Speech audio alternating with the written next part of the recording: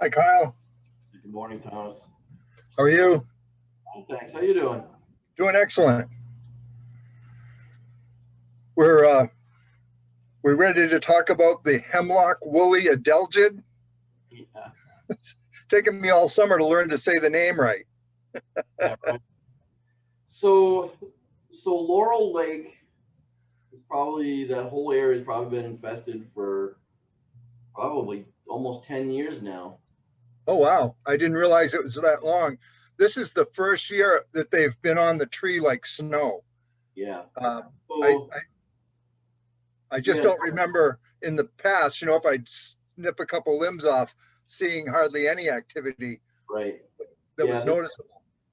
this has been an incredible year for hemlock woolly adelgid. And so in New Hampshire, it sort of goes up and down based on the previous winter's temperatures.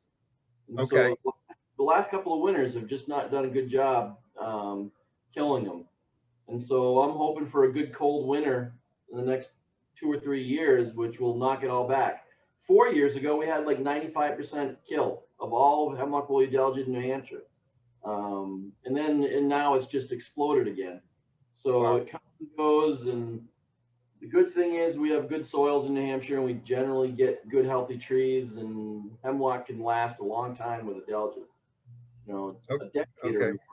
So I noticed my trees are fairly healthy, at least some of them, or most of them are pretty healthy, and it doesn't seem like it's having an immediate effect. So it's a long, it takes a long time for the damage to occur.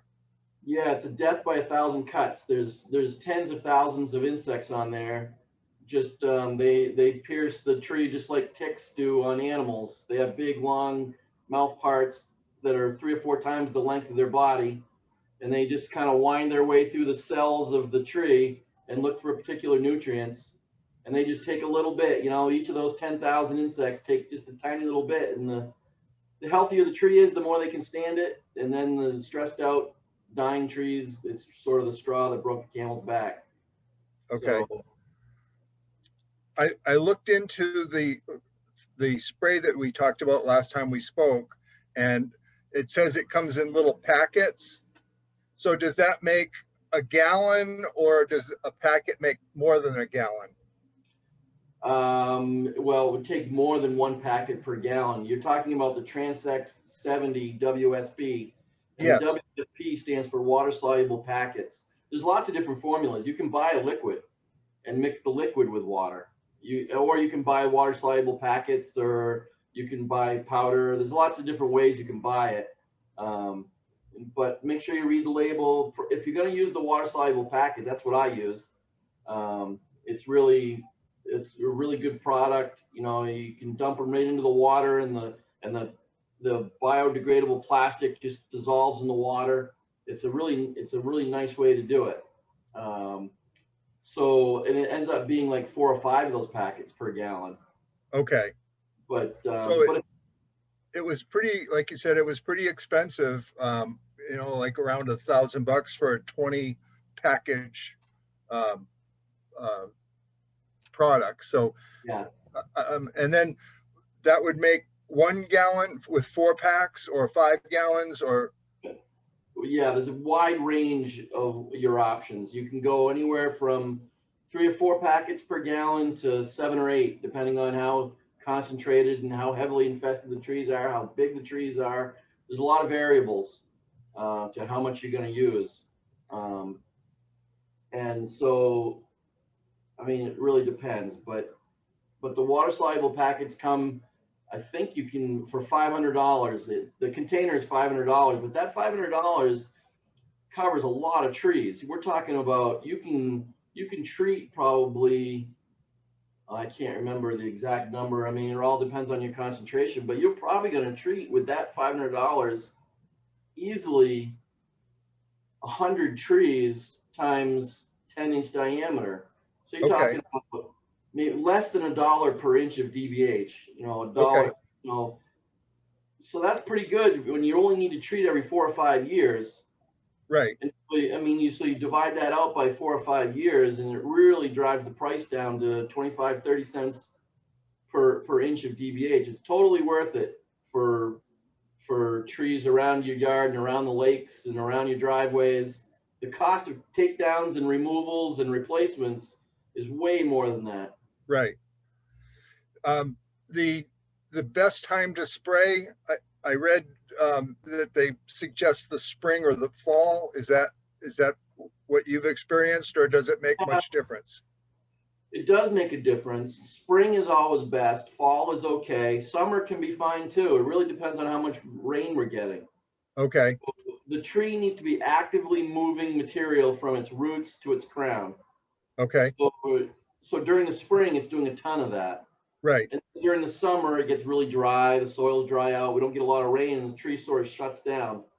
And so it's not taking a lot of nutrients because it's not transpiring very much. There's not a lot of evapotranspiration going on.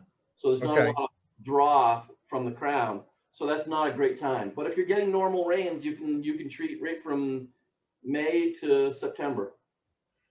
All right. And how heavy a dose do we apply to the trunk? Do you want to see it wet? Yeah. So the label on the transect will tell you to treat from 5 feet down to the base of the tree, all the way around until the bark is dripping. Okay. So you've got your backpack sprayer, you've got it pressurized, and you got your wand, and you're just going to spray the bark until it starts to drip, and then just keep moving around the tree. Now, I know we can't treat trees on others' properties, but if the association kicked in some money for the actual purchase of the chemicals to be shared by the individual property owners, would that be acceptable? That's fine. That meet the letter of the law? Yep, that's perfectly fine. Whoever buys, it doesn't really matter who buys the material, it's who does the treatments. And so in New Hampshire, you don't need an applicator's license to do your own treatments on your own property. If you're going to do somebody else's property, then you do need an applicator's license. Okay. So maybe you can find somebody in the community that has an applicator's license, but if not, you'll just have to keep passing off the equipment if you just want to have one piece of equipment. Okay, that makes sense. But it's only every 4 or 5 year operation, so that makes it a lot easier. Well, it is only 4 or 5 years on each tree. Right. But remember, there's a limit to the amount of trees per acre that you can do. Okay. So you find yourself having to spread it out to the point where you're doing 1/3 of the trees or 1/4 of the trees every year. Okay. You're going to be doing treatments every year, but you're only going to be doing 1/3 of them. Right. Just because there's only a certain amount of this pesticide that you're allowed to use per acre per year. Okay. It's all on the label. You got to read that label. All right, good. All right, that's good to know. And as far as areas like out in the woods where there's no treatment going on, does that affect, do they migrate to the healthier trees that don't have an infestation once we start to get it cleared up? Yeah, that's a great question. And yes, I mean, it's ubiquitous throughout southern New Hampshire. There's no, it's everywhere. And so, yeah, so 3 or 4 years down the line, it will start collecting again on the trees that you treated. Okay. But if our winters are cold and we get 60, 70, 80% mortality every winter, and the trees are healthy, they can stand having a little bit of Adelgid, it's perfectly okay to treat every 4 years because the trees are healthy and they can stand a little bit of Adelgid. You don't need to hammer it to 0, and as soon as you see a little bit, hammer it again. You don't need to do that. Okay. You can live with a little bit of Adelgid. Okay. If it was a little bit, I wouldn't be concerned, but it looks like I had a snowstorm in the yard. Yeah, that's the perfect time to treat. Okay. You can knock out the big surge in population, and hopefully we can get back to some normal weather. Sure. And let's see, I was going to ask one more question. Yep. The old age thing happened. So if you do decide to do the treatments and you know the people that are going to do the treatments, let me know and I'll come out before you do it and I'll show you how I do it. Okay, excellent. And so you'll get, if you've never seen it before, people can't really fathom in their head what these treatments really look like, because today's modern pesticides, you don't just go hosing the foliage anymore. Right, Uh, those days are long gone where we're putting stuff in the soil or putting stuff in the foliage. It's just too much non-target damage. right, Uh, you have the chance of hitting bees, you have the chance of hitting all kinds of beneficials.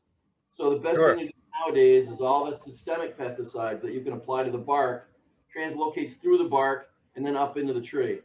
Safest way for both the applicator and for the environment. And I'm happy to show you how we do it and my equipment. And we can just set up a Very, time when once you have a sense for who's going to do the treatments, we can all meet. okay. My plan is I'm gonna have a discussion at the our annual picnic for the association and make this a YouTube video that if they want to go home and find out more information, they can watch us talk. So if with your permission, of course. Yeah, And absolutely. then if we get some positive feedback, then we'll probably go forward and start taking care of some trees. And I'll Yeah, give you a holler at that point. yeah, sounds like a good plan. And I'm retired, so it doesn't have to be the weekend. It can be during the week. Yeah. Well, I mean, if we can get just a little bit flexible, maybe do a Friday afternoon or something. Sure. People can just get off work early and we can meet on a Friday afternoon. My weekends are tough. Yeah, It's I really bet. hard for me to get over there on the weekends. Okay. Um, well, one thing I did want to say about you add a little bit of complexity to the situation when you're up next to the lake. Yes. So if you're going to treat right to the water's edge, you're going to need special use permits. Okay. The Um, trees, the trees that extend right to the water are mostly pines.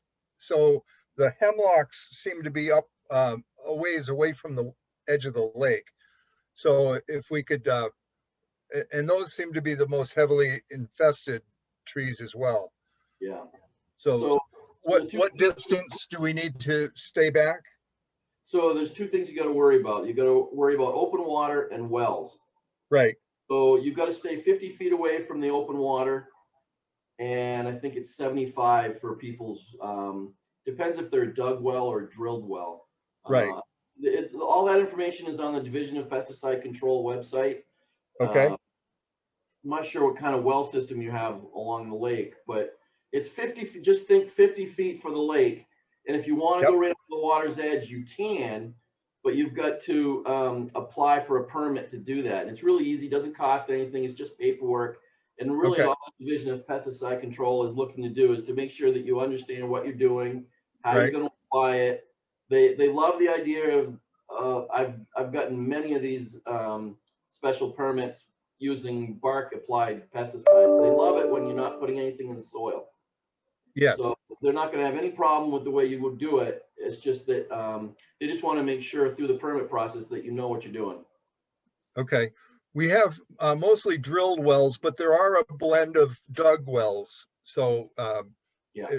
I guess that's the first step, is to kind of do an assessment of where everybody's well is. Yeah. Be cautious of that. You can get a special permit. The landowner, the homeowner, can get a permit to go right up against his well if he wants to. Okay.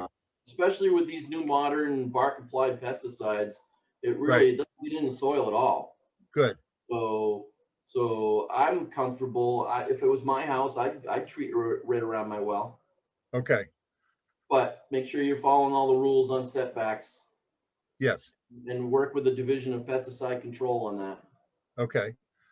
Now, one other question about this is more for pines. I'm noticing a lot of woodpecker activity in the pines. It just seems like in the morning I wake up to woodpeckers instead of the birds singing anymore.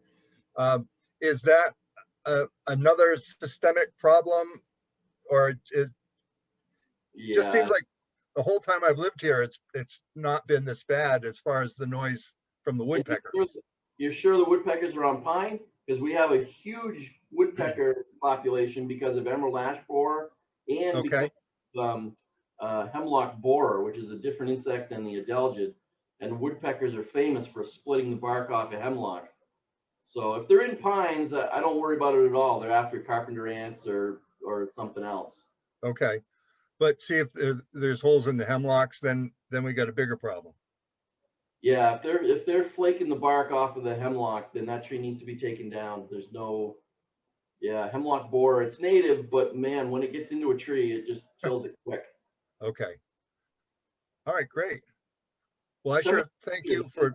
for providing all the information, and I'll get it circulated to the association, and we'll move on from there. Yeah, it sounds like you guys got a good plan. All right. Well, thanks so much, Kyle. I appreciate you giving us your time.